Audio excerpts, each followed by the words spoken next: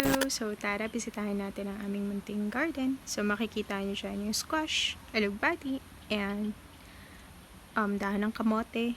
So, meron ding malalagong malunggay. And, syempre, one of my favorite vegetables is that yung ampalaya. Ang tawag daw dyan is ampalayang ligaw. So, maliliit lang yung bunga niya. And, of course, tomatoes spotted. Actually, dadalawa lang ang bunga niya na hinog. So, tawag ko dyan, tomatoes.